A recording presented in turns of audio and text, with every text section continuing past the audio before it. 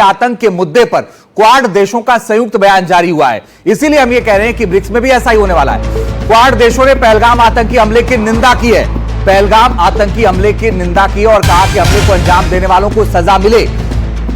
Quad देशों के बयान में पाकिस्तान का नाम नहीं, सदस्य देश जांच में सहयोग करें, यह क्वाड की तरफ से कहा गया।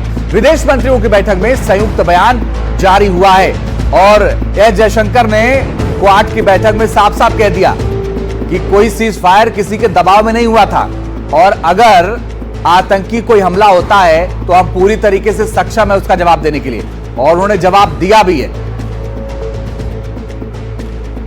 The world must display zero tolerance.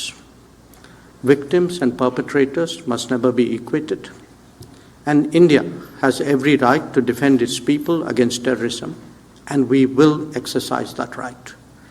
We expect our Quad partners to understand and appreciate that. तो वैश्विक मंच पर भारत की बड़ी कूटनीतिक जीत इसे कहा जा रहा है और इसी पर ज्यादा जानकारी के लिए हमारे सहयोगी उमाशंकर सिंह जुड़ गए हैं। उमाशंकर, सीधे सीधे अगर इसको हम देखें तो क्या ये माना जाए कि ये भारत की बड़ी जीत है और ये बहुत जरूरी था कि कम से कम दुनिया ये समझे कि पाकिस्तान जो कर रहा है उसका जवाब उसे मिले दुनिया के मंच से?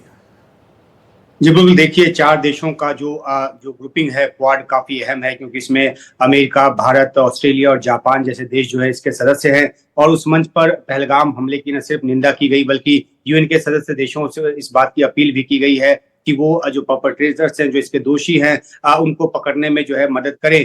तो ये एक बड़ा बयान है और खासतौर पे तब जबकि ये जो ग्रुपिंग है वो आर्थिक सहयोग या फिर सुरक्षा, जो सामुद्रिक सुरक्षा है उसके लिए बनी है, लेकिन आतंकवाद पे काफी ज्यादा जोर इस ग्रुपिंग का रहता है। तो जो पहलगाम हमला है उसको लेकर एक पैरा पूरा जो है वो ज्वाइंट स्टेटमेंट में उसको जगह दी गई है।